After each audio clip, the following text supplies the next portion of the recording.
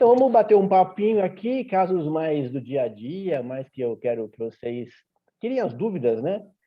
Porque a gente fala muito em ômega 3, falamos vitamina D, quase não falamos de carotenoides, então é bom para vocês tirarem as dúvidas ao longo dessa aula, para a gente ficar mais prático ainda no nosso aprendizado aqui, tá? Então, vamos começar. Primeiro, fundamentando o que é o ômega 3, os ácidos graxos poliinsaturados ômegas. Então, como eles são essenciais, eles não são feitos pelo nosso organismo, nós temos que ingeri-los, consumi-los, e os principais ômegas que tem são o 3, o 6, menos o 9 também. Então, o que eles são? São ácidos graxos, né? Então, é uma linha de hidrocarbonetos. Aqui na parte esquerda do seu vídeo, vocês veem aqui o grupo carboxila. Na outra extremidade, tem o primeiro carbono. Quando a primeira dupla ligação existe aqui no terceiro carbono, é o ômega 3. Quando ela acontece no sexto carbono, é o ômega 6. Então, estruturalmente, essa é a diferença do ômega 3 para o ômega 6. Eles são essenciais, nós temos que consumir, como eu falei, né? A gente não cria do nosso próprio corpo. Então, vocês veem que aqui são bem semelhantes às cadeias aqui de carbonetos, né?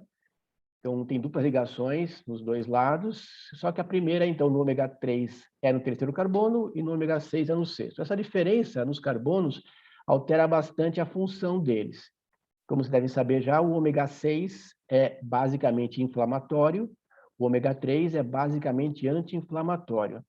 Claro que um pouco de inflamação é importante no organismo nosso, fica bem claro isso, então nós temos que inflamar um pouco para cicatrizar feridas, para conseguir matar algumas bactérias que penetram, enfim, inflamação é importante, de modo geral, nós temos que inflamar. Se não fosse inflamação, a gente não conseguiria estar vivo aqui até hoje.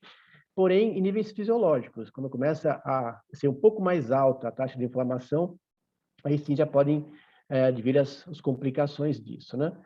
E então, quem dá esse aspecto mais inflamatório é o ômega 6, e quem dá o aspecto mais anti-inflamatório é o ômega 3. Muito bem. Interessante que o ideal para nós termos uma relação ômega 6, ômega 3 é até 5 para 1. Até 5 de ômega 6 para 1 de ômega 3. Estendendo um pouco mais, até 10 para 1. Mas ele é um pouquinho mais elástico, né? Mas é uma relação até recomendada pela Organização Mundial de Saúde mesmo. Porém, com a nossa dieta ocidental, muitas frituras, carnes que a gente consome, fast food, junk food, enfim, tudo isso que a gente está acostumado a comer, a parte mais industrial, nossa relação fica muito mais alta no ômega 6 do que no 3, tá? Com isso, nós estamos com uma dieta já pró-inflamatória. Então, já tem que ter em mente que a nossa dieta já tende a ser inflamatória pelo consumo exagerado dos ômega 6. Por isso que é importante nós termos consciência do que é uma dieta adequada. Uma dieta adequada e dieta consciente para você consumir alimentos que realmente melhorem a parte geral mesmo. E no ômega 3, já que ele é o anti-inflamatório, tem dois metabólitos principais. O EPA, que é o ácido eicosapentaenoico, com 20 carbonos, e o DHA, o ácido docosahexaenoico, com 22 carbonos. Então, começa no ácido alfa-linolênico, que é o primeiro, vai descendo com 18 carbonos. Então, esse aí é o que vem principalmente dos vegetais, da linhaça, fundamentalmente. E a primeira pergunta, a linhaça é importante como fonte de ômega 3? É importante, porém bem menos do que as outras fontes que a gente vai daqui a pouco comentar. As fontes mais de peixes, especialmente, porque da linhaça, né, do ácido alfa-linolênico até chegar nos 18 carbonos, até chegar nesses metabólitos mais importantes, que são o EPA e o DHA, que são realmente os que funcionam no ômega 3, tem que fazer muitos processos metabólicos, passar por muitas enzimas que alongam as cadeias, saturam as moléculas e, consequentemente, perde-se muito. Então, cerca de mais ou menos 5% apenas do que você consome da parte vegetal viram esses metabólicos do ácido do ômega 3, que são os mais importantes. O ácido eicosapentaenoico, ele é o principal metabólito anti-inflamatório do ômega 3. Ele é que vai modular as reações mais inflamatórias do ácido araquidônico. Ele modula, ele atua em certas enzimas que neutralizam um pouco os efeitos do ácido araquidônico. que é proveniente do ômega 6. Já o DHA, ele tem duas funções fundamentais. Primeiro, ele ajuda também na anti-inflamação, junto com o EPA. Ele vai trabalhar na anti-inflamação, mas bem menos do que o EPA. Então, o metabólito mais anti-inflamatório é o EPA. O DHA, ele atua um pouco na anti-inflamação e ele trabalha muito na limpeza inflamatória, naquela parte final da inflamação. Quando vai limpar os restos inflamatórios, ele vai muito bem.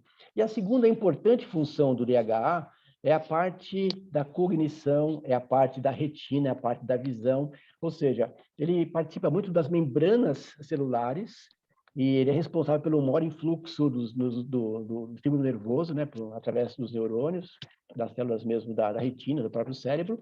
Então, quando se pensa em melhorar a cognição, quando se pensa em, eventualmente, melhorar um pouco a memória, eventualmente melhorar até um pouco a condição visual, o DHA está bastante indicado, tá? Mas quando se pensa em uma situação mais anti-inflamatória, o EPA que é o mais indicado.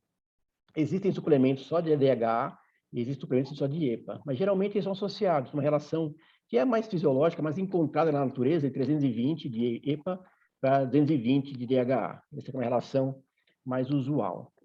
E o ômega 3, o DHA especialmente, ele lança a mão das resolvinas, protectinas e maresinas, que são metabólitos, então, do DHA, fundamentalmente, que trabalham, então, na dissolução ou na resolução do processo inflamatório. Esses metabólitos são importantes para fazer a limpeza final que eu comentei agora há pouco, tá? Então, essa é a questão do DHA, fundamentalmente. Então, só lembrando aqui da cascata da inflamação. Então, quando você tem uma injúria na membrana celular, então a fosfolipase A2, a enzima, vai trabalhar em cima disso e vai acabar gerando a formação do ácido araquidônico a partir do ômega 6, que a partir da COX-1, COX-2, da cicoxigenase, vão levar para a formação das prostaglandinas, prostaciclinas e tromboxanos, todos inflamatórios, e com a lipoxigenase vai dar origem aos leucotrienos. Então, isso aqui é a cascata inflamatória via ômega 6, ácido araquidônico, que é a parte final do ômega 6, até a parte inflamatória mesmo. Então, aqui só para vocês reverem e verem exatamente como é que é isso daqui. Então, começando no ômega 3, aqui à sua direita, o ácido alfa-linolênico, né, que é o ALA. Então, começa com 18 carbonos, a partir daí passa por várias etapas, até chegar aqui embaixo, neicosapentanoico, ganha 2 carbonos, né, fica com 20 carbonos, e depois ganha mais 2, vai para 22 e vira o DHA, mas lá no final da cadeia, né? Já à esquerda aqui, nós temos, então, o ácido linoleico, que é o ômega 6, que passa para o GLA, que é o gama-linolênico. O GLA, o interessante dele, óleo de borragem, especialmente, óleo de prímula, ele faz um desvio e não vai até o ácido araquidônico. Ele desvia para a cadeia do ômega 9. Então, ele vai gerar a prostaglandina da série 1, que é anti-inflamatória também. Então, o único fator do ômega 6 que é anti-inflamatório é o GLA, ou o ácido gama-linolênico. Tá? Óleo de borragem, óleo de prímula, que são muito bons na TPM, fundamentalmente. É muito usado pelas mulheres na TPM, né? Então, lembrando então, que o ômega 6 também tem uma porção anti-inflamatória. Mas quando vai até a parte final do ácido araquidônico, aí sim pede-se a inflamação. Então, o ômega 6 fundamentalmente inflama, o ômega 3 fundamentalmente desinflama. Elas estão presentes então, nas membranas celulares, né? As membranas celulares são ricas em ômegas. Quanto mais ômega 3, mais fluida vai ser essa membrana, mais fácil de passar tudo que tem que passar através dela. O DHA tem importância para fazer a transmissão neuronal, né? O estímulo nervoso também. E o problema dessas membranas é que elas são altamente oxidáveis. E aí que está o problema da retina, né? Porque a retina é o tecido do corpo humano que existe, que tem a maior quantidade de produção de radicais livres, provenientes do metabolismo do oxigênio, por milímetro quadrado. Então, se você tem já nos fotorreceptores muita quantidade de ômegas, que são altamente oxidáveis, e muita formação de radicais livres, além da radiação ultravioleta que vem da luz solar também, isso gera muita formação de radicais livres, e se não houver toda uma antioxidação adequada na área da retina, vai piorar ainda mais o estresse oxidativo e os danos consequentes a isso. Por isso que o olho é um dos órgãos do corpo humano que mais tem antioxidantes. Vitamina C, vitamina E, os metais selênio, cobre, zinco, taurina, os aminoácidos, a luteína. Então, tem toda uma formação apropriada para dar a maior condição possível para não haver esse estresse oxidativo ao qual ele é muito sujeito. Então, é fundamental nós consumirmos, né, uma boa alimentação, até pensando na parte dos óleos mesmo. Frutas, verduras, legumes, é muito importante isso, que vão trazer para a gente os antioxidantes necessários para a nossa saúde visual. Quando a gente fala em ômega 3, o principal, a gente pensa fundamentalmente no salmão. Não só o salmão, tem outros peixes, daqui a pouco a gente vai ver quais são eles, mas as fontes principais, então, dos ômegas são os peixes, né? Os peixes de águas profundas, de preferência, né? E de águas geladas e profundas, que se alimentam do fitoplâncton, se alimentam do crio, e por existirem, e por viverem em águas muito profundas e frias, eles têm necessidade de uma formação maior daquela gordura corporal, até para aguentar aquela situação. Então, nesse ponto, os ômegas acabam intervindo, acabam assumindo a sua posição. Agora, vejam bem aqui à direita a diferença de cor do salmão selvagem e do salmão de cativeiro. Percebam bem as diferenças que existem. E a explicação é fundamentalmente, a gente encontra na esquerda aqui. O salmão de cativeiro, o salmão que nós estamos acostumados a comer, eles são colocados como nesses tanques grandes, que são rasos, que não permite uma profundidade grande, onde os salmões conseguiriam ir até lá embaixo comer o fitoplâncton. Eles são alimentados com ração, a grande quantidade de peixe está nesse redor. E para adquirir essa cor, meio salmão mesmo, eles estão também, na ração deles, colocam criptoxantina, que é um carotenoide, mas de produção industrial, que tem a função única de dar essa cor para eles. Então, o salmão de cativeiro, fundamentalmente, é uma tilápia colorida. Então, quando você pensa que está adquirindo grandes quantidades de ômega 3, não está com o salmão de cativeiro. Tá? Infelizmente, esse é o problema. O ideal é se consumir umas 3 vezes por semana o peixe, né? O salmão. Não só o salmão, a cavalinha, aqui o arenque, a sardinha, é bastante rica em ômega 3. O atum também. Tem todos os peixes importantes nesse quesito aqui. Lembrando um pouquinho também, porque eu falei do estresse oxidativo, o que é isso? Só para lembrar bem, o que é um radical livre, né? Vocês lembrarem dessa molécula aqui, uma molécula estável é quando tem todos os elétrons na última camada em número par. Quando tem um número ímpar na última camada, esse vai ser um radical livre. E daí, o que acontece? Ele fica com muita ânsia de adquirir um outro elétron, de outra molécula para se estabilizar. E com isso, ele vai oxidar uma outra molécula. Quando acontece isso nos ômegas, existe a peroxidação lipídica, que é um estresse oxidativo nas gorduras, e isso leva a mais danos. Então, acontece frequentemente isso. Quando se consome ômega 3 sem consumir ao mesmo tempo antioxidantes, se você não tiver um alto grau de antioxidantes, você vai gerar no seu organismo mais formação de radicais livres ainda. Esse é um problema também. Quando você vai consumir o ômega 3, especialmente em cápsulas e suplementos, né? Você tem que buscar sempre que estejam com ausência de metais pesados, porque tem muitos peixes que estão contaminados com mercúrio, fundamentalmente, que são muito tóxicos para o organismo, né? Tem que ver a procedência, então procurar os peixes, os suplementos que vêm de peixes do Atlântico Norte, de algumas regiões do Pacífico, de águas profundas e geladas, tudo mais, que tenha na sua composição antioxidantes também, porque se você vai na gôndola de farmácia procurar algum ômega, tem um monte de ômegas ali. O ideal é que vocês procurem um ômega que tenha uma ausência de metais pesados no rótulo, tem que ter isso daqui, e que tem antioxidantes também, vitamina E especialmente, porque a vitamina E é um antioxidante lipofílico, né? Então, o antioxidante lipofílico, vitamina E, ou astaxantina, que é muito importante também, para neutralizar a possível oxidação do ômega 3.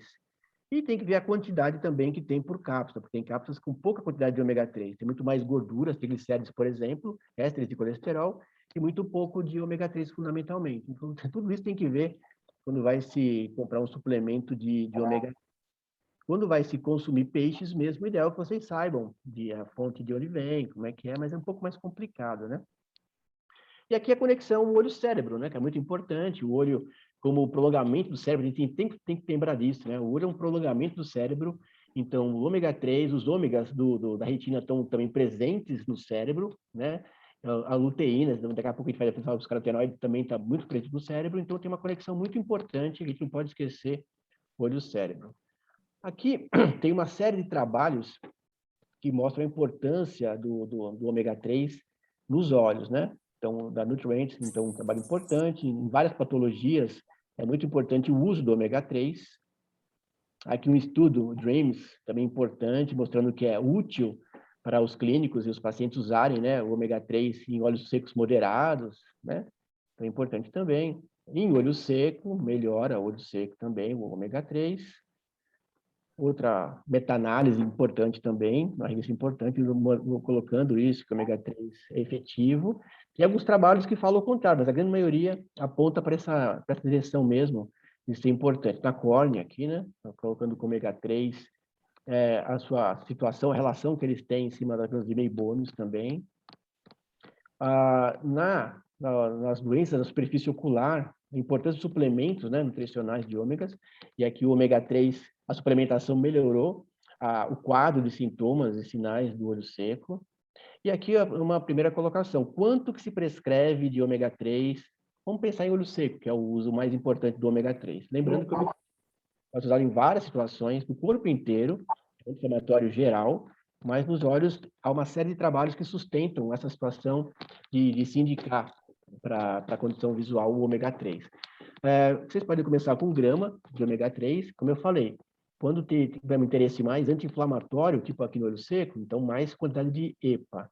Quando tiver uma condição mais de cognição cerebral mesmo, ou retiniana, em termos de visão, em termos de retina mesmo, o DH é mais interessante. Mas usando, de modo geral, aquela relação 320, EPA, DHA, está muito bom.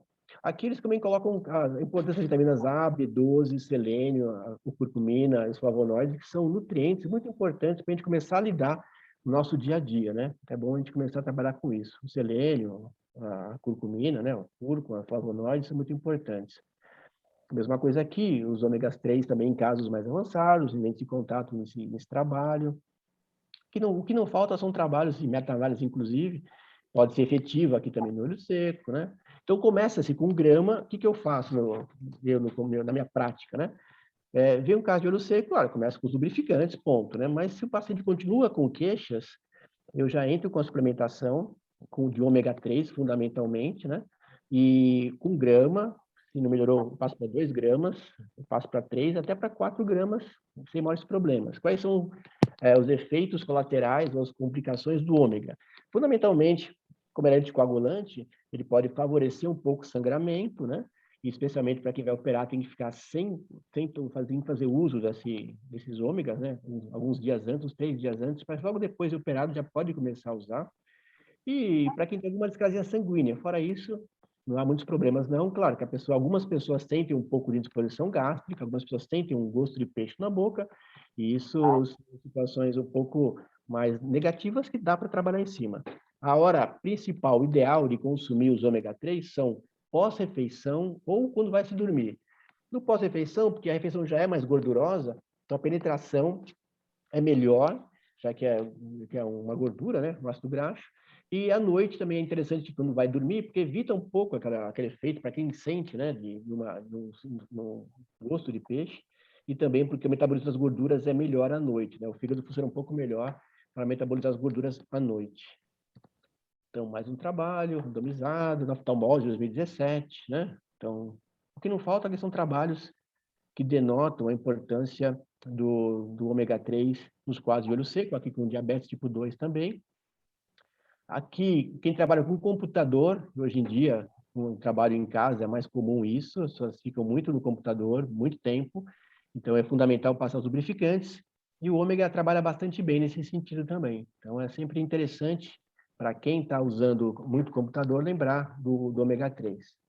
Para quem usa lente de contato também, uma boa opção, tá aquele olho seco, lente de contato, o paciente reclamando no consultório depois de algum tempo, então usa-se o colírio lubrificante inicialmente, mas sempre lembrem, coisa mais prática aqui do nosso curso, começar a trabalhar com ômega 3, tá? 1 grama, 2 gramas, vão usando em cima disso.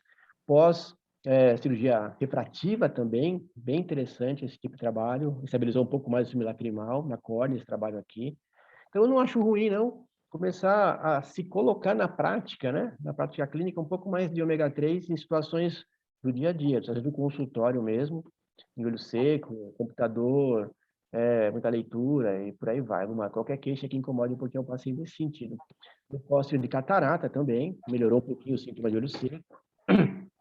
Relação 3-6, aqui eles colocam que está ligado um pouco à relação ao glaucoma, né? A gente vai ver daqui a pouquinho, tem mais trabalhos apontando para essa direção também. Nesse trabalho aqui, a suplementação de ômega 3 diminuiu a pressão, a pressão intraocular em adultos, claro, um trabalho recente e tudo mais, mas enfim, é uma questão de começar a se pensar um pouco a respeito, né?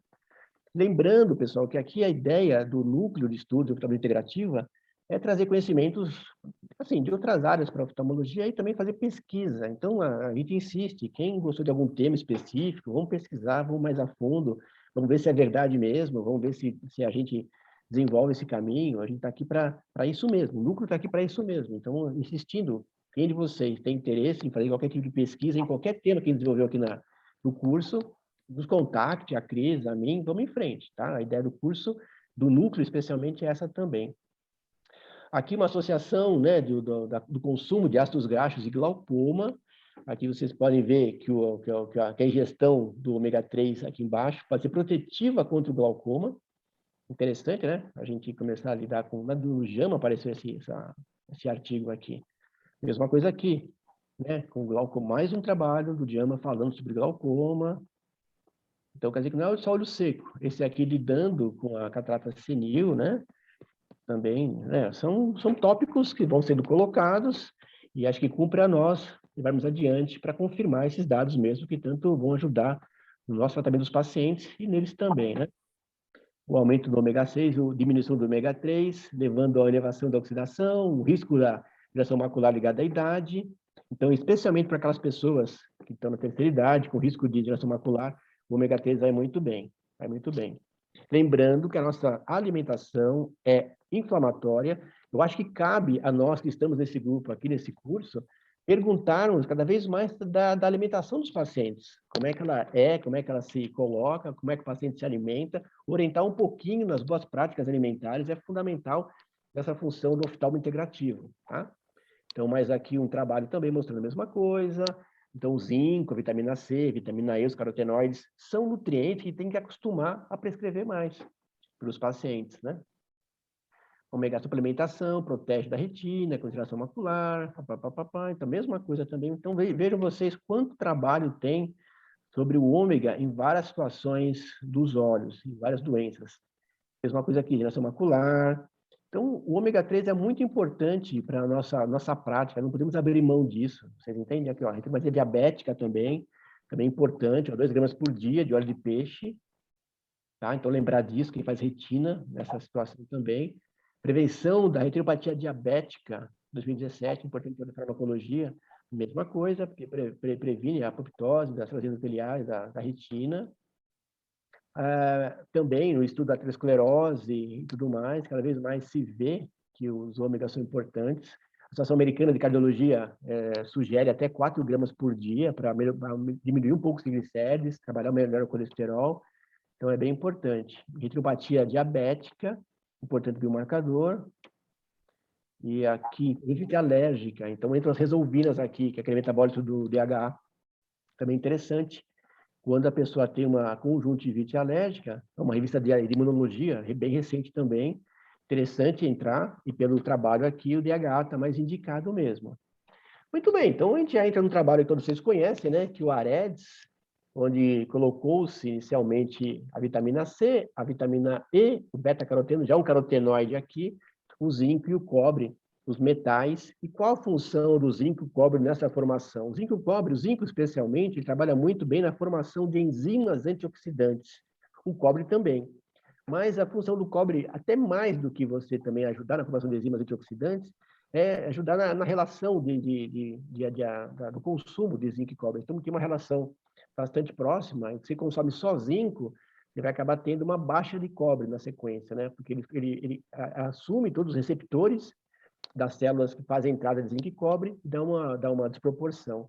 Mas o cobre também participa na formação das enzimas antioxidantes. O beta-caroteno, que é um importante carotenoide, vamos ver daqui a pouquinho a função dele, e só que ele é pró-vitamina A, e isso acabou atrapalhando um pouquinho naqueles pacientes que fumavam, então no AREDS 2 mudou-se um pouco, e em vez do beta-caroteno, foi-se para a luteína e a zeaxantina. Então, o zinco, o cobre permaneceram, vitamina C, vitamina E, e o ômega 3, 1 miligrama, que 1.000 miligramas.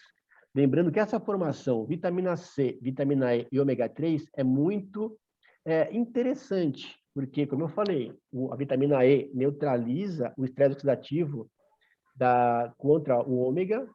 Para o ômega não se oxidar, a vitamina E doa elétrons, só que a vitamina E fica, ela por si só, é um radical livre, porque ela perdeu um elétron e deu para o ômega 3 da membrana celular. Aí a vitamina E fica, ela por si só, um radical livre. Aí a vitamina C vai lá e doa um elétron para a vitamina E, neutralizando tudo. Como a vitamina C é hidrossolúvel, ela se difunde rapidamente, depois vai para a urina e tudo mais, então neutraliza toda essa situação. Por isso que é importante consumir vitamina C, que é um excelente antioxidante hidrofílico, né? Enquanto a vitamina E é lipofílico. Então, ela protege mais o ômega, a vitamina C protege a vitamina E. Então, lembrem bem dessa conexão vitamina C, vitamina E e ômega, tá? E a luteína e a zeaxantina, elas vêm aqui para trabalhar como um carotenoide. Daqui a pouco eu vou falar mais sobre os carotenoides. Ainda que o ômega 3, até na retinopatia da prematuridade, ele parece ser uma boa opção. O docosahexaenoico, o DHA, no desenvolvimento neuronal, né, dos lactentes. Então, já se sabe que as pessoas, que as mães, né, que as gestantes que tomam ômega 3 durante a gestação, geram filhos mais inteligentes. Há trabalhos apontando isso. Então, quem está grávida sempre tomar, especialmente o DHA, que tem uma função neuronal muito importante. E aqui, né, as fontes que a gente colocou, o salmão, os peixes, a linhaça, né? Ovos, manteiga, nozes. Então, tudo isso tem, mas a gente consome mais o peixe. O peixe é que tem o ômega mais apropriado, porque vai direto já como EPA e DHA. E lembrando que a linhaça já entra como ácido fenolênico, então já é até um pouquinho mais complicado de fazer toda aquela cadeia até chegar no EPA e no DHA. Tá? E lembrando a suplementação, então, recordando apenas, quando vocês forem comprar os ômegas, tem que checar se não tem nenhum metal pesado, tem que estar ausência de metais pesados, né?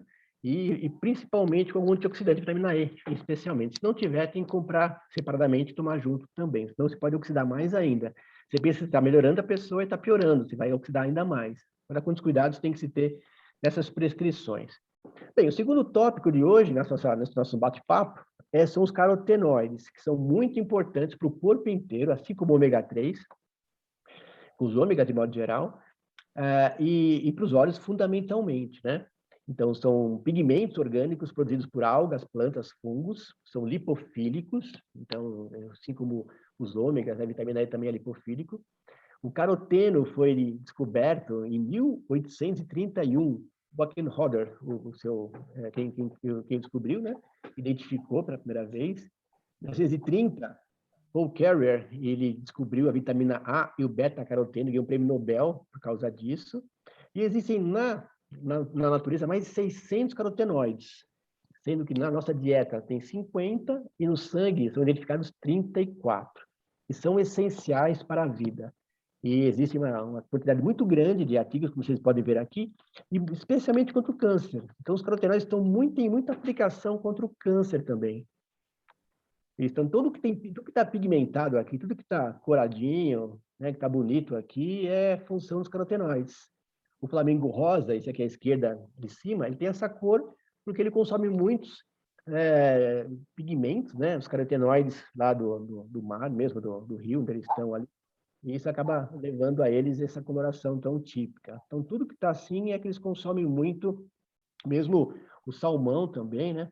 O salmão, ele se alimenta dos carotenoides também. Então, aquela cor que ele tem é do carotenoide, como eu falei agora há pouquinho, mas o carotenoide verdadeiro da natureza mesmo, né? Ele é aquela cor salmão vívida, né? Clara mesmo. Interessante que aí entra a astaxantina. A astaxantina é um carotenoide e ainda pouco usada, ainda pouco falada, mas admite-se que ela seja muito mais poderosa que a vitamina E, como antioxidante lipofílica, e também energética. Tanto que acredita-se que o salmão consegue voltar para reproduzir e saltar as corredeiras, mais às custas da astaxantina. É muito interessante a potência dos carotenoides mesmo, né? E aqui, existem dois tipos de carotenoides. Os carotenos e as xantofilas. Aqui que diferencia-se a vitamina A e o licopeno, o beta-caroteno, da luteinina e da zeaxantina. Então, quando começou no Aedes 1, o beta-caroteno é um caroteno mesmo, ou seja, um hidrocarboneto não oxigenado. Já as xantofilas é um grupo de carotenoides que tem hidrocarbonetos oxigenados. E aí entra a luteína e a zeaxantina. Qual que é a diferença básica? Que o beta-caroteno ele pode passar para a vitamina A. A vitamina A é proliferadora de superfícies, de mucosas, etc. Né? É importante para os olhos, muito importante também. Mas no primeiro trabalho do Aedes 1, de acordo com o trabalho que foi feito em Framingham, um importante trabalho, observou-se que aquelas pessoas que fumavam e que consumiam beta-caroteno tiveram um pouco mais, né, de câncer de pulmão do que quem não consumia. Tem viés desse trabalho, não importa muito falar a respeito disso agora, mas fixou-se isso. Para quem tem algum tipo de situação proliferativa, para quem tem algum tipo, para quem fuma, não seria muito bom entrar com o beta-caroteno, porque ele vai gerar vitamina A, que multiplica as células dos epitélios com facilidade. Já a luteína e a zeaxantina, elas não formam vitamina A. Então, são carotenoides não pró-vitamina A. Então, eles podem usar com mais segurança, eles podem ser usados com mais segurança por nós. Se bem que o beta-caroteno, para dar esse problema, é bem difícil, mas tudo bem. Quando colocou-se essa situação. Tá? Então, por isso que no Aedes 2, trocou-se o beta-caroteno pela luteína e pela zeaxantina. Então, aqui estão os carotenoides, né? Tem vários, como eu falei, criptoxantina, alfa-caroteno, beta-caroteno, licopeno, a luteína, a zeaxantina, todos são importantes para a nossa saúde, né? O licopeno é muito importante para a próstata, né? Para o câncer de próstata, por exemplo, né? E a luteína e a zeaxantina são especialmente boas para os olhos, né? Então, aqui mais um detalhe. Então, tomate, o licopeno, né? E todos os... Assim, o que é vermelho? Eu me pergunto, o que eu devo consumir de bom para os olhos? Quais são os alimentos bons para os olhos? Eu falo tudo que é verde para verde escuro e amarelo para vermelho tem os pigmentos necessários para a saúde ocular, né? Então, cenoura, a flor aglo aqui, essa flor aqui de luteína, o tomate, enfim, tudo que é vermelhinho, tudo que é amarelo tem os componentes adequados para a visão.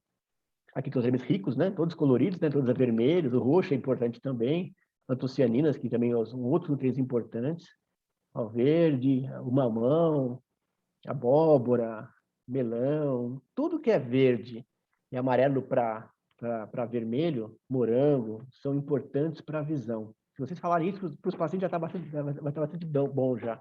E o que é roxo também, é muito interessante as berries, né, tudo que é roxo mesmo, para as antocianinas que estão apresentando, que se apresentam nelas, que também são potentes antioxidantes. As berries, né? As propriedades. Fundamentalmente, pessoal, o que é importante na luteína e na zeaxantina? Elas estão fundamentalmente no nosso olho, no corpo inteiro, elas estão muito mais presentes na retina e no cérebro, né? No resto não tem muito essa condição.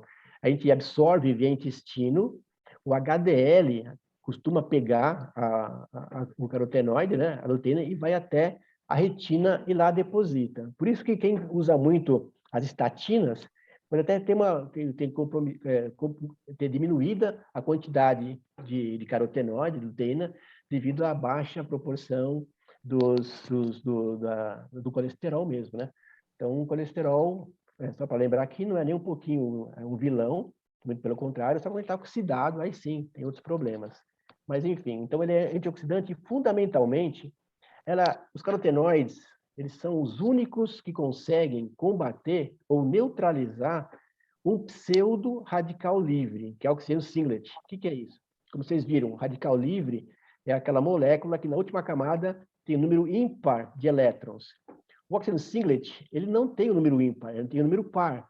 Só que como ele recebe muita luz ultravioleta que vem do Sol, ele fica muito excitado, ele fica girando fortemente, ao contrário. Então, ele atua como se fosse um radical livre, mesmo não sendo. Então, chama-se oxigênio singlet. E as únicas substâncias que conseguem neutralizar imaginando que onde o oxigênio singlet está, é o oxigênio que está estimulado pela radiação ultravioleta, pele e olhos. Muito mais importante os olhos do que a pele.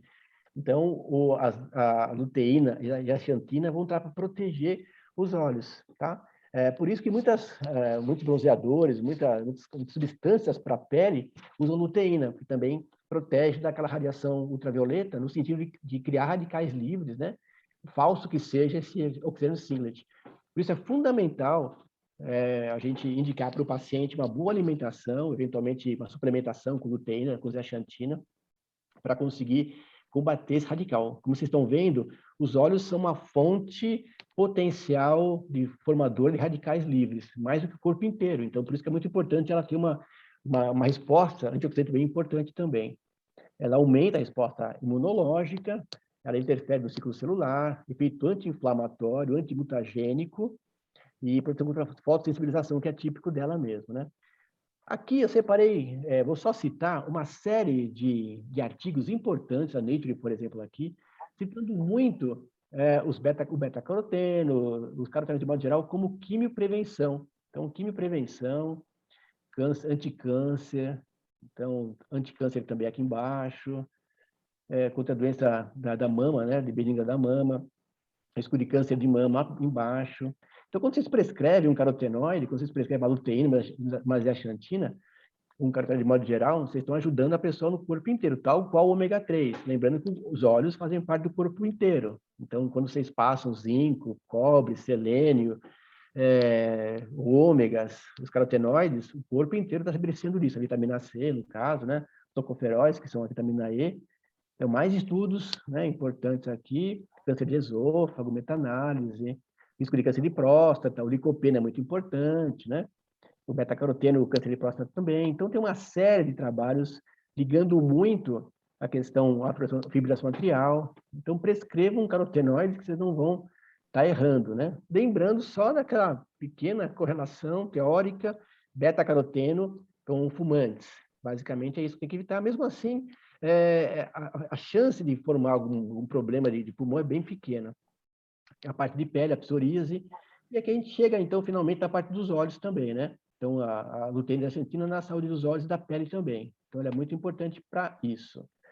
Aqui também é interessante, que em termos de negócios, porque em 2008, o mercado global do comércio dos carotenoides, ele atingia 766 milhões de dólares, com o potencial de chegar a quase $1 bilhão em 2015. Vocês veem o tamanho desse mercado, só dos carotenoides. E, particularmente, o beta-caroteno. O mercado era bastante, 247 milhões de dólares em 2007, com uma expectativa ali para 285 milhões de dólares em 2015. Olha só como o mercado vê com bons olhos os carotenoides. A zeaxantina, né, como eu falei, tem um potencial muito grande. Ou seja, são substâncias, ou são nutrientes, cada vez mais são trabalhados e o mercado, consequentemente, aumenta.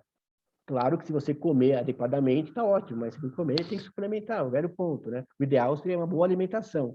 Não tendo isso, vamos suplementar, melhor do que não fazer nada. Aqui a nutrição, os efeitos da nutrição nas doenças oculares, né? Vitamina C, vitamina E, beta-caroteno, zinco, cobre, reduzem o risco de progressão. A gente já sabe do Aedes, né? Aqui também Aedes 2, a gente já está sabendo bastante. Lembrando bem, o que mudou, né? Passou-se, então, de 15 miligramas de beta-caroteno para 10 de luteína e 2 de zeaxantina. A relação luteína e zeaxantina é 5:1, fundamentalmente. Né? 5:1 luteína e zeaxantina, que deve se prescrever. O Aedes 2, já estamos cansados de saber o que aconteceu aqui. Zeaxantina e luteína no risco de catarata também, então já começam aplicações em outras áreas. Catarata embaixo aqui também, na Nutrient, que é uma receita muito boa, na saúde dos adultos, das crianças também, suplementação. Então, assim, orientem sempre as pessoas, os seus pacientes, nesse sentido, né? Que os doenças oculares vão estar mais distantes dela. A DMRI está sempre ligada aqui nesses problemas, a oftalmose V14, a mesma coisa também. É fundamental, vocês estão vendo, pessoal, uma boa alimentação. É fundamental essa correlação alimentação, saúde ocular. Licopeno, luteína, zeaxantina. E aí entra numa outra situação muito interessante da luteína, da zeaxantina. Cada vez mais se vê que a luteína, não só, e a zeaxantina também, não só, tem a mesozeaxantina, que ele fala pouco, mas é muito importante também, que parece que ela deriva da luteína, elas são importantes não só para a visão, protegendo, o singlet, né, como eu falei, mas também na questão da cognição. Cada vez mais se conecta a saúde da retina com a saúde cerebral. Então, quanto mais se tem de luteína no cérebro, melhor vai estar a pessoa em relação a um Alzheimer, por exemplo, a um Parkinson, por exemplo, a uma demência. Os trabalhos da Sociedade de Carotenoides Internacional já estão nesse sentido, com muita ênfase nessa questão da relação da cognição. Aqui nem aqui embaixo também, né, a função cognitiva, né? Mesma coisa da função cognitiva e visual, através do tempo, né? Então, quem tem queixas de cognição, quem vocês acham que pode ter chance de ter um Alzheimer, enfim, passem carotenoides. Comecem a ver o paciente um pouco mais amplamente que apenas com os olhos, né? E aqui, muito interessante também, que a luteína é um carotenoide predominante no cérebro das crianças. E é muito importante, 50%, né, do carotenoides é luteína.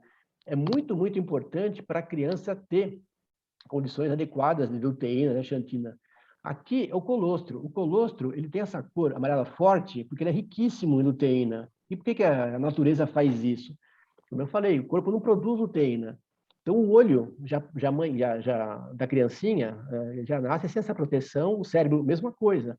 Então, no colostro, existe uma grande quantidade de carotenoides, de luteína, para proteção desde a primeira mamada dos olhos e para trabalhar a cognição das crianças também. E é fundamental que elas se alimentem, né, do leite materno até por causa disso. E hoje em dia já se coloca a luteína nos leites artificiais também, né, porque é muito importante para a cognição. Então, aqui o Flamingo Rosa, como eu falei. E vamos para o terceiro tópico nosso, último da noite também, que é a vitamina D na oftalmologia. Já tivemos aqui uma aula excelente de vitamina D de modo geral. E na oftalmologia tem muita coisa assim boa para a gente trabalhar em cima, para a gente saber, né? Então, as fontes de vitamina D, os ovos, salmão, queijo, enfim. Tudo essa parte mais importante, mas lembrando que o mais importante é o sol. Então, expondo-se ao sol, ao menos 15 minutos, ao menos 3 vezes por semana, sem protetor solar, já vai estar meio que protegido mesmo. E cada vez mais se vê que os níveis de segurança que a pessoa tem com vitamina D são maiores, né? Com a Covid, particularmente, chegou-se a 80, a 70 miligramas por ml, né? Como um número muito bom de proteção, né? Até então, 20, 30 eram níveis que se imaginava serem adequados, mas a gente percebeu que são níveis muito baixos, tem que ser maior do que isso. O número bom, pelo menos, é 50 nanogramas por ml, para a gente ter como sérico, né, da vitamina D. Tem que se tomar sol, e não se tomando, suplemente-se, né? Ou se alimente com isso, porque a alimentação é muito pequena. Você, para conseguir dose adequada de vitamina D, tem que comer muito peixe, muito ovo, muito leite. Esse que é o problema. Então, o ideal é tomar um pouco de sol. E já é sabido, né, que a gente está vivendo uma pandemia de vitamina D desde 2014, que eu trabalho, 2016 que eu fiz esse trabalho aqui. Então, observe que os números bem importantes que existem de pandemia de vitamina D, de hipovitaminose D, isso é uma realidade mesmo, né? 40%, as pessoas que têm uma cor mais escura, pior ainda. E interessante também que a gente existe até hoje devido à vitamina D. Quando os povos da África se espalharam para a Europa, para a Ásia, o grupo que foi para a Europa, quando começou a ter aquela onda de frio, começaram a se encontrar com frio, com dias curtos, etc., quem mantinha a pele muito negra não sobrevivia. Alguma mutação que aconteceu, começou-se a clarear a pele e essas pessoas conseguiram sobreviver. E a vitamina D é fundamental para a vida, né? E hoje em dia mesmo, quem tem a pele mais escura e mora na Escandinávia, por exemplo, tem muito mais doenças autoimunes, inclusive, e vive menos do que as pessoas brancas. Então, para vocês verem como é importante essa captação de vitamina D da natureza.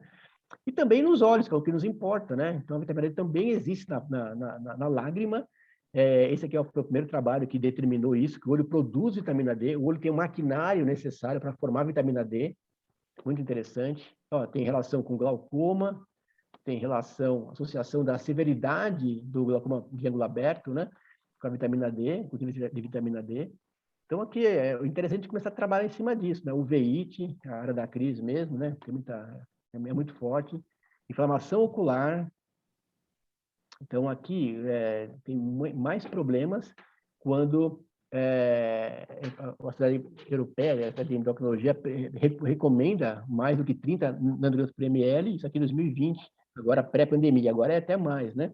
Uma preferência de 40 a 60. Então, a Sociedade de Endocrinologia já está indicando isso, para a proteção da inflamação do resto do corpo inteiro, né? Não apenas dos olhos e além dos olhos também. Então, sempre acho que é bom, mais uma dica aqui do nosso curso, verem como é que está a vitamina D. E se tiver com menos de 40, suplementem, né? Peço para o paciente tomar sol e se não tomarem sol, suplementem. Vitamina D com uveíte, então o uveíte ele tem muita relação com a vitamina D, né? Muita relação. Uveíte, mais uma vez, então uma área bastante importante, a oftalmologia 2020, né?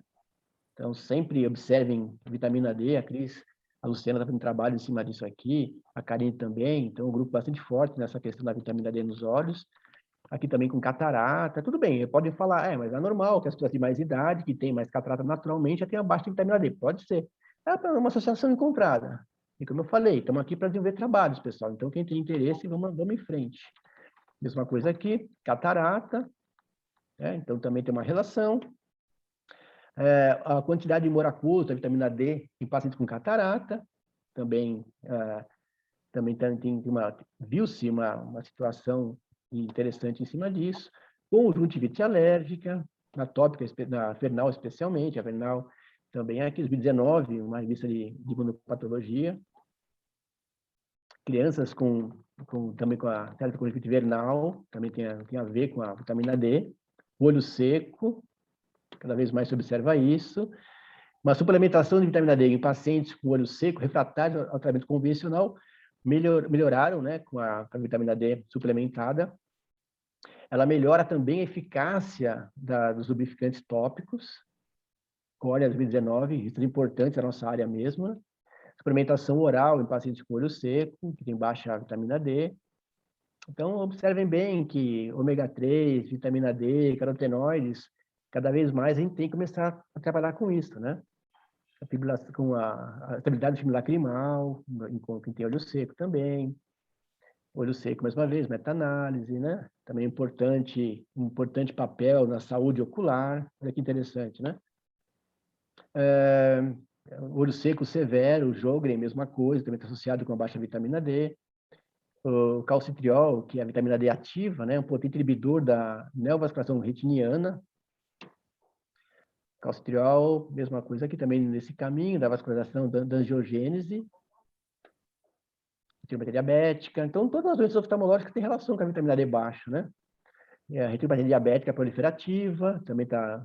Então, pessoal, assim, quem lida com pacientes de mais idade, com doenças oftalmológicas, meçam a vitamina D e estando baixa, suplementem, especialmente diabéticos, por DMRI, né? Que está aqui, por exemplo, mesma coisa, DMRI também é importante. Mais um trabalho no 2017. É como se, pela imunomodulação que ela apresenta, pela parte antioxidante, ela parece ser muito importante, mais do que a gente imagina nas questões oftalmológicas, e se dá pouca importância para isso ainda, né? Mesma coisa aqui, tá? Mais um trabalho, outro trabalho, vitamina D, DMRI na Coreia. Até a miopia entrou na jogada aqui também, né? Miopia é associada com baixa vitamina D em adultos jovens da Coreia. Não, aqui não fala de onde que é, não lembro bem de onde eles trabalham, mas está até associado com a miopia. Tem uma relação direta, não dá para colocar isso, mas tem uma relação interessante, né, com baixa vitamina D. E aqui uma pergunta, né, que a British Journal of Ophthalmology colocou, né, se realmente você ficar tempo fora de casa, dos quatro paredes, protegeria contra a miopia uma revisão, né? Então, assim, observou-se que a vitamina D, a atividade física, não está muito relacionado, mas não dá para desconectar, não dá para desconsiderar isso. Não se tem nenhuma correlação ainda, a vitamina D com a miopia, que aumente, não se tem. Mas, né, o que se sabe é que o tempo fora de casa melhora um pouco, diminui um pouquinho a evolução da miopia. A única coisa que a gente sabe até hoje a respeito disso, né? Também aqui, adulto, miopia em coreanos, jovens, né? Também com uma vitamina D sempre envolvida, vitamina importante também. Outro aqui, da British Ophthalmology, né? Então, uma baixa vitamina D, lembrando que você pede sempre a 25, OH, vitamina D3, assim que você pede para mensurar a vitamina D, né? 25, OH, vitamina D3, né? Que é a que a gente mede. Aqui a tua é 1,25 OH, vitamina D3. Porém, ela tem uma vida útil muito curta, curtíssima. É muito mais comum no sangue a gente encontrar e medir, ter como gold standard a 25H, vitamina D3, né? Então, também está associada com a miopia aqui. E aqui, então, como eu falei, né, esse aqui sim foi o primeiro trabalho que identificou em 14, né, faz pouco tempo, que a vitamina D poderia ser produzida pelas células do olho, cada vez mais se vê que mais células podem formar vitamina D, ou seja, é importante para os olhos essa formação da vitamina D. Existe esse trabalho de 2016 fez uma correlação vitamina D do sangue e do plasma. Ele encontrou um aumento, né, da lágrima em relação ao plasma, né, um aumento não tão significativo. Isso aqui é um trabalho que a gente fez em jovens universitários, que um grupo fazia esportes indoor e um grupo que fazia esportes fora das quatro paredes, né? Então, tipo, futebol de campo, vôlei de praia, atletismo, e pensem em esportes feitos ao ar livre, né? Então, esse grupo, eles auto-referiam tomar sol mais do que 7 horas por semana. O outro grupo, que ficava mais nos esportes indoor, então, jovens, saudáveis, universitários de medicina, eles tomavam menos que 3 horas de sol por semana. Então, vejam só, um grupo saudável de jovens, de boa formação, boa condição social, 25 nanogramas por ml, que é a unidade que a gente mais usa, no sangue, baixo, né, se for pensar bem, né? Quando nós falamos que tem que ter 50, 60, 25 é muito baixo. O grupo que está fora, né, que toma mais sol, chega a 35, ou seja, bem maior do que, para vocês verem a importância do sol, claro, isso aí que é bastante bem sabido, né? Já tem a significância estatística do grupo para o outro, só de vocês já orientarem as pessoas a tomarem mais sol, já melhora bastante a vitamina D. E um achado nosso foi que em todos os pacientes desse grupo, não importa se tomasse mais sol ou menos sol, eles tinham mais do que 100 nanogramas por ml na lágrima, né? Então, a vitamina D era bastante alta na lágrima e a gente está estudando o porquê disso. Não é importante tomar mais ou menos sol mesmo, né? Aqui o trabalho também que a gente fez, a gente levou para a árvore lá, que a gente identificou no ceratocone, fundamentalmente, uma diferença muito grande, chegando a 0,001 de IP, entre a vitamina da lágrima do grupo controle em relação ao ceratocone. No sangue, então, tinha uma relação 0,05, ou seja, era menor dos pacientes com cone do plasma em relação ao controle, e era muito menor na lágrima do que o grupo controle, muito menor. Então, assim, deve ter alguma função, né, no ceratocone vitamina D, a gente está estudando, está avaliando, indo mais a fundo nesse conceito aqui, mas deve ter alguma coisinha, deve. Como vocês veem, ela interfere em todas as situações, basicamente. É isso aí, pessoal. Então, isso que eu queria falar para vocês, essa aulinha de bate-papo mesmo, né, que eu preparei meio rapidinho, já que para quem chegou depois, nosso convidado de hoje teve problemas com a comunicação, com a internet, então eu dei uma aulinha mais para não deixar vocês sem nada, né? A gente comentou um pouco sobre o ômega 3, com vitamina D, com os carotenoides também, que eram pontos, que eu acho que eram pontos importantes para a gente botar em dia nesse curso que nós fizemos aqui, para vocês saberem lidar com isso, prescreverem quando necessário mesmo, né? E essa foi a ideia nossa aqui, né? Vamos ver se tem aqui alguma pergunta, que a Cris foi dar uma aula na curso de UVIs mesmo, né? Deixa eu ver se eu mesmo vou fazer a parte das perguntas aqui. Deixa eu só encontrar as primeiras perguntas. Retina é a estrutura do nosso corpo com maior taxa de metabolismo, disse a Cássia. Realmente é, realmente é. É muito interessante a gente saber isso, que pouca gente se preocupa ou pensa nisso, né? Presente, muitos presentes, nem precisa colocar mais presente, mas tudo bem. 1 grama de ômega 3, o Ronaldo perguntou. Ver resultados, porque eu não vi, só vi funcionar para olho seco com 4 gramas. Então, às vezes, você começa com 1 grama, E às vezes tem que aumentar. Então, o legal é que você aumentou para 4 gramas. Não. Então, algumas pessoas, alguns colegas têm receio de passar mais ômega 3 e não tem necessidade, né? Se a pessoa não tem descarga sanguínea, não tem nenhum problema um pouco maior, você pode aumentar e avaliar, né? Realmente também já tive bons resultados com doses maiores de vitamina D, de ômega 3. E isso que eu quero de lembrança para vocês, né? Não precisa ficar 1 grama, só 1 grama. Lembrando que em 1 grama de ômega 3, a quantidade de EPA e DHA é pequena, é metade às vezes disso.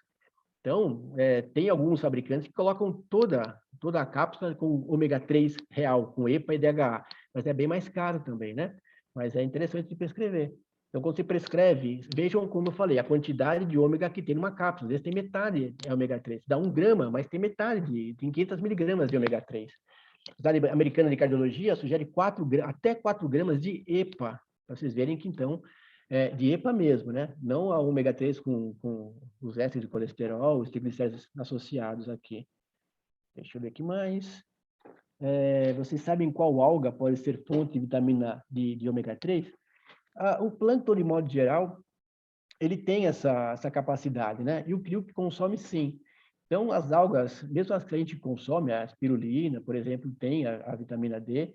O plâncton, de modo geral, tem. Ele tem sempre esse conceito, porque a partir dali se começa a cadeia dos ômegas mesmo, né? Linhaça, chia, sim, tá? O ômega 3 engorda? É a pergunta que toda mulher... Assim, os ômegas, o ômega 3 por si só, não. O que pode aumentar, é como eu falei, quando você coloca numa cápsula uma quantidade de X de ômegas e um pouco mais de gorduras, triglicéridos, o écido de colesterol, essa parte vai engordar. Então, vocês têm que ver. Mas os fabricantes colocam lá no rótulo o quanto tem de calorias. E se eu lembro bem, tem bem poucas calorias. Então, acho que não tem problema de engordar, não. Nori, se tem, eu acho que tem sim ômega 3 no Nori. Não estou lembrado se tem, mas eu acho que tem sim. O que eu acho, assim, pessoal, quando vai sugerir para as pessoas consumirem ômega 3, tem que ter em mente isso. Para consumir, ou vocês sugerem peixes, então, como eu falei, atum, cavalinha, sardinha, que é muito bom, e o salmão. Ovos, leite, manteiga, azeite, também é importante, né? Mas é mais a questão dos peixes mesmo, que acabam consumindo as algas lá, quando não são colocados em cativeiro. A chia, a linhaça também, que é uma fonte importante, também. Vocês podem consumir bastante linhaça, sim, é interessante. Mas a quantidade que vai se formar efetiva de ômega 3 para a gente no organismo, via linhaça, é bem menor que a via óleo de peixe. Isso é bem consagrado mesmo, né? Que mais aqui? Quais as maiores causas de déficit de absorção de vitamina D? Poderia comentar, por favor? Legal essa pergunta aqui. Então, às vezes, a questão intestino não consegue absorver bem, às vezes uma desbiose atrapalha um pouquinho a vitamina D, às vezes a alimentação, quando você come, você toma a vitamina D e não atrapalha um pouquinho a absorção da vitamina D também, alterações intestinais, como eu falei, e também quando você tem uma alteração que atrapalha os captadores da vitamina D para dentro do sangue. Uma alteração, e daqueles genes, esqueci o nome dessa condição, que é muito normal. Quando você troca uma dos pontos dos genes, e aquele receptor não fica funcionante, né? Vou lembrar daqui a pouquinho o nome disso, que é bem famoso mesmo, é bem comum, mas é uma fonte importante de não absorção de vitamina D. Então, quando vou lembrar o nome disso, que eu não estou lembrando agora, mas quando você tem esse tipo de alteração nos captadores, você não consegue trabalhar muito bem esse conceito da vitamina D. E não é tão incomum assim, não. Não é tão incomum, não, essa questão. O que a gente até desenvolveu para isso foi um colírio de vitamina D. A gente trabalhou um pouco com isso, a gente fez alguns trabalhos em cima disso. E como ele vai direto para a corrente sanguínea, teria uma absorção um pouco maior. Lembrando que a melhor fonte de você consumir a vitamina D é o oleoso, né? Então, é sublingual oleoso, porque vai direto para a corrente sanguínea, não passa via intestino, tudo mais, né? Então, e a gente testou com o colírio, e em 3 semanas apenas de uso, aumentou 25% a taxa sanguínea, a taxa sérica de vitamina D, via conjuntival, que é importante essa fonte. Até mostrei no congresso de vitamina D esse trabalho. Mas é assim, está aumentando um pouco mais a quantidade de pessoas para confirmar esse achado, aí entrou a pandemia e complicou tudo, né? Na verdade. Eu vou lembrar qual que é o nome dessa situação, quando você muda um pouquinho uma das partes da relação genética ali e altera toda a função dessa proteína, desse receptor, enfim. A maior causa seria não suplementar, nem tomar sol, e tomar assim, mas absorção não, você pode não formar, porque você não acaba não tendo, né? Mas tomar sol é fundamental, é o que mais você forma a vitamina D, com certeza, e a suplementação também é importante, você não acaba não captando isso, né? Baixa exposição à luz solar é um fator de risco para a progressão da miopia em crianças? Então, não tem essa confirmação ainda, né? Não dá para falar que isso é confirmado, mas especula-se que sim. Quer dizer, o que se sabe é que você passar mais tempo fora das quatro paredes, então é importante você sugerir que que as crianças façam isso, e na pandemia, as crianças muito dentro de casa, a gente observa que houve um aumento, né, da prevalência de miopia mesmo, pode ser, não tem nada que confirme isso ainda, mas existe uma relação, como vocês viram, baixa vitamina D com miopia. Pode ser ocasional? Pode, né? Pode ser. Então, tudo pode ser por enquanto, mas pode ser sim. É interessante um trabalho com esse tipo, né? Exame de densidade de pigmentação macular. Bem interessante esse exame aqui. Seria interessante solicitar para acompanhar a suplementação? Bem legal essa pergunta também. Seria sim, é que não é muito fácil, né, de fazer esse exame, mas não tem todos, o Raman que chama, assim, né, o aparelho que faz isso daqui, não são todos, não sei, acho que não muitas pessoas têm esse aparelho, né? Mas seria fundamental. Quem trabalha mais com pesquisa tem que ter esse equipamento, né? Eu queria muito esse equipamento para trabalhar com pesquisa também, quando tem a xantina, mas sim, porque ele vai medir quanto que tem do tênis na mácula mesmo, que é o que importa, né? Porque, como eu falei, você pode suplementar, mas se não chegou até a mácula, não adianta. E assim, tal qual a vitamina D, que alguém perguntou, desculpa, não lembro quem foi que perguntou, também a luteína. Se você não tem o colesterol adequado, se você não tem fontes intestinais adequadas, se você não tem os receptores adequados, então você não consegue levar até a retina. Isso atrapalha bastante também. Então, outro conceito que a gente mostrou bem no curso aqui é como é importante a saúde intestinal, como é importante os intestinos estarem bem para absorver bem as substâncias e levar aos seus pontos necessários mesmo, né? Que exame é esse? Densidade de pigmentação macular? Não sei. Não, não é chama-se Raman. O espectroscópio de Raman que faz esse tipo de leitura. Em alguns aparelhos, tipo de avaliação de fundo de olho, de retina, o Heidelberg, alguns deles têm, até tem esse módulo, mas o mais específico é o Raman, mas na prática, aqui no Brasil, pouco usado, é mais de pesquisa mesmo, mas seria importante, sim, para você ver o quanto que tem de luteína na mácula, que é o que importa mesmo, né? E mais aqui. Deixa eu ver o que mais. Polimorfismo, essa é a palavra, obrigado.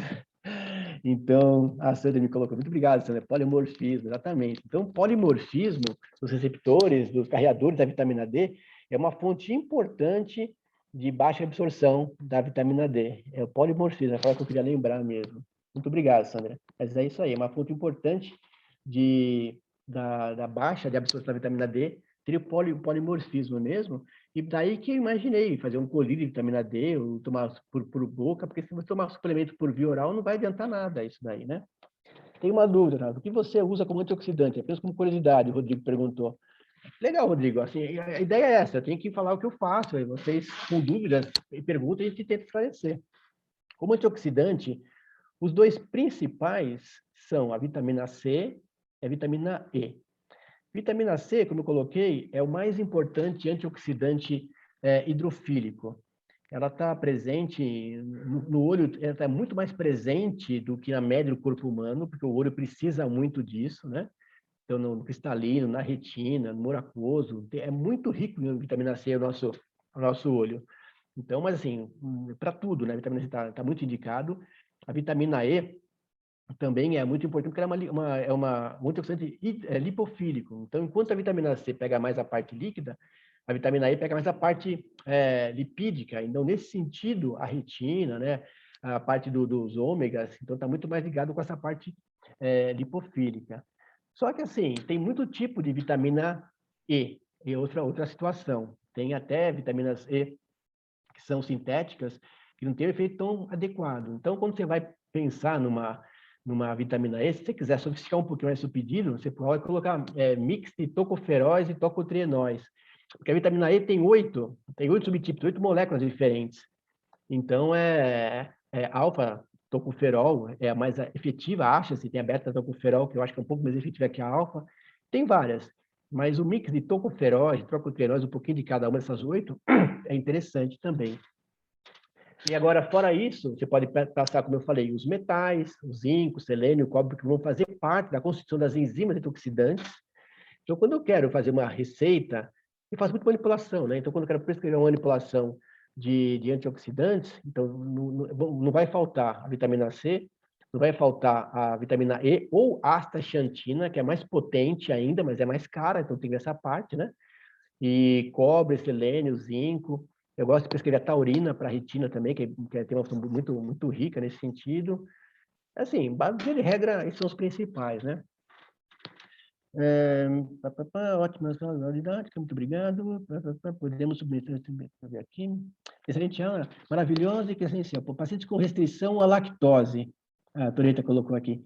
Quando falamos dos queijos como fonte de vitaminas, poderíamos suplementar esses pacientes com outras fontes? Claro, com certeza, sim. Então, isso aqui a gente entra naquela parte da intolerância alimentar também, né? Que é uma outra parte também, que eventualmente as pessoas têm restrição. E lembrando que os principais alimentos que causam intolerâncias alimentares são leite, são o glúten e os ovos também. Então, quem consome muito ovo, quem consome muito leite, quem consome muito glúten, então está mais sujeito às intolerâncias alimentares e complicações subsequentes a isso, né? Mas sim, então a ideia é se suplementar das formas mais variadas possíveis mesmo, né? Então, o queijo, se não pode, tem outras fontes, como nós colocamos aqui mesmo, né? Perde-se ômega 3 ao passar pelo estômago? Olha, que eu saiba não, porque ele passa direto, então até acho que passa direto pelo estômago, absorção intestinal. Qualquer dúvida que tiver, peça cápsulas gastroresistentes, que ela vai passar direto pelo estômago mesmo. E como ela é uma gordura, não é proteína gordura simplesmente, não vai ter ação dos ácidos gástricos em cima disso. Então vai entrar direto nos intestinos e vai ser por lá absorvido mesmo. Mas assim, lembrando sempre disso, qualquer queixa, ainda mais para quem tem uma sensação ruim de peixe na boca, uma cápsula gastroresistente vai bem indicada. Vocês colocam lá, manipulação, ômega 3, como que vocês quiserem, ômega EPA tanto, DH tanto, cápsula gastroresistente. Então a pessoa vai ter menos a sensação de peixe na boca mesmo, né? Existe uma resistência à absorção de vitamina D? É nesse sentido, não é tão incomum não é tão incomum não. Mas passa por aí. Via oral, como eu falei, tem que pensar sempre em desbiose, tem que pensar sempre na questão intestinal, se a pessoa não toma sol ou não. E nesse sentido, se a pessoa começa a ter resistência à vitamina D, não, como a outras situações, né? Mas essa dificuldade em você aumentar a vitamina D, aí via essas coisas mesmo, né? E o polimorfismo, como a Sônia me colocou para lembrar bem, que não é tão incomum. Uma colega nossa um dia me perguntou que ela suplementava muito, cada vez mais, e não passava de, acho que 15 dela, algo desse tipo, assim, não era uns ml, né? Não ele estava suplementar, porque certamente tinha algum polimorfismo que dificultava a absorção. E aí que você busca outras fontes, né, da aplicação. Agora, como falou-se na aula de vitamina D, quem assistiu, podem perguntar, e a injeção de vitamina D não é bom também? Aquelas 100 unidades, 600 unidades que você coloca?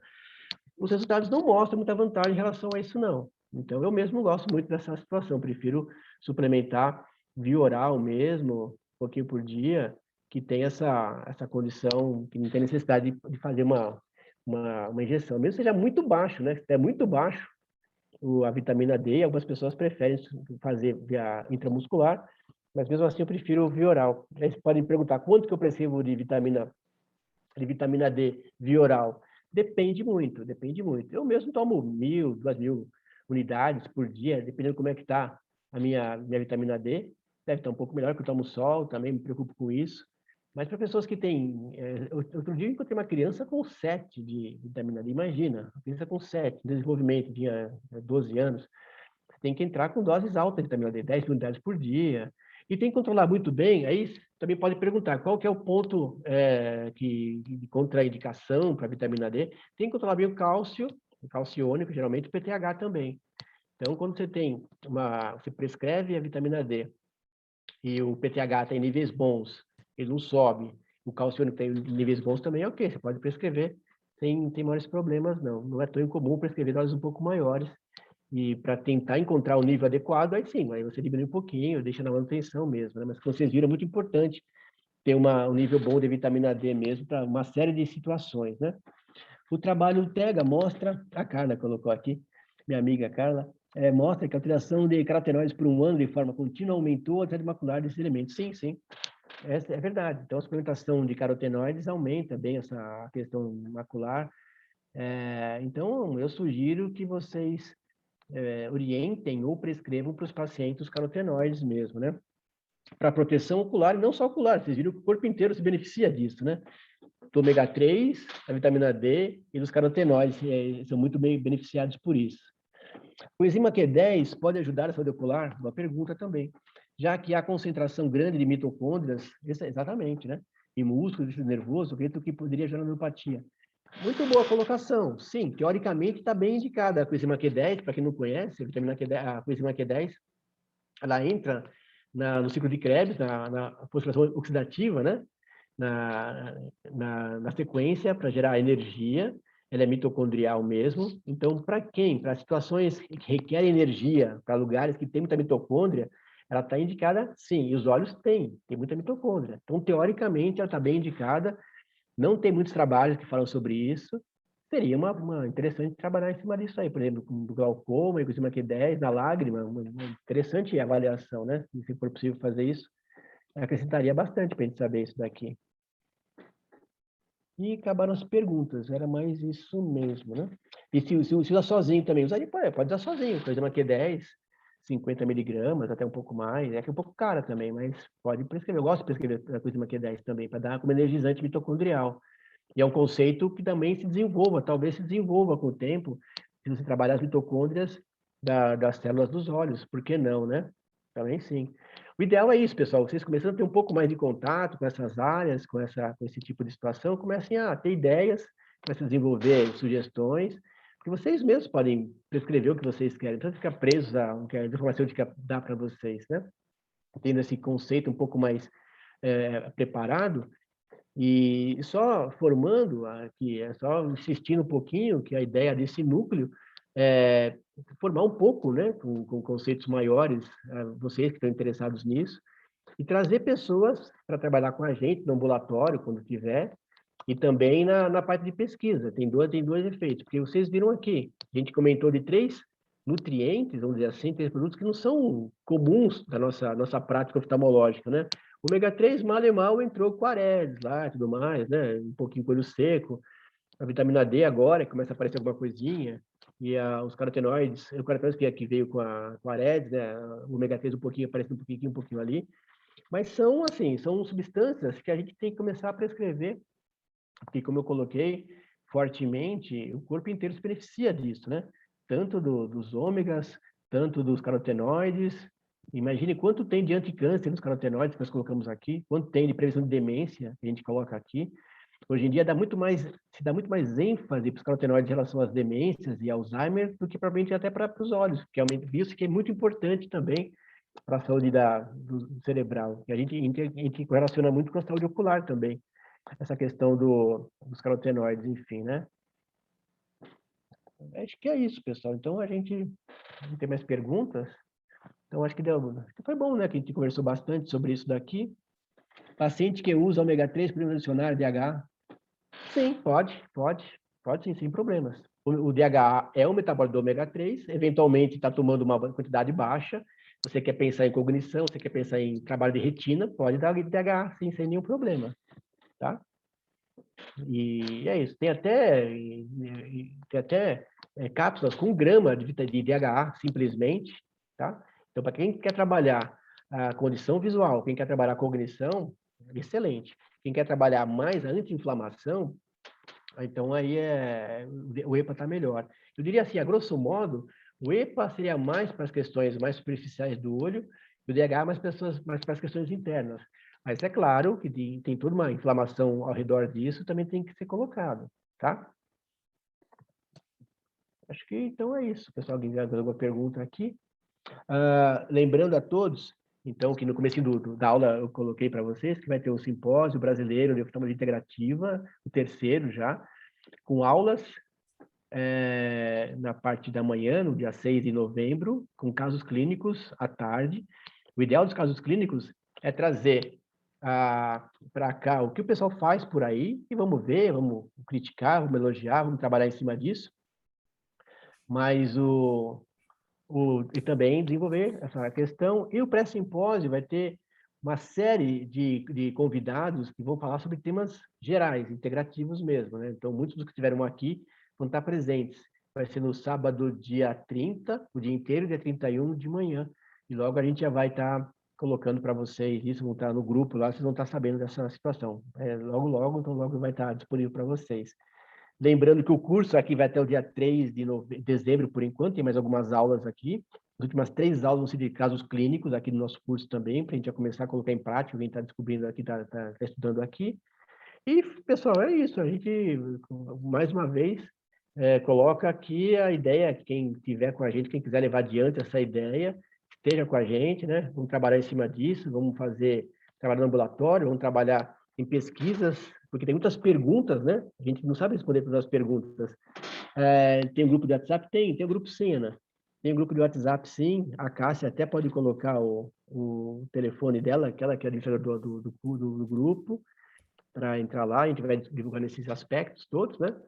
E a ideia realmente é isso, desenvolver pesquisas, porque o que a gente colocou muito aqui, tem muita interrogação. É isso mesmo? Essa quantidade, essa condição? Vamos ver.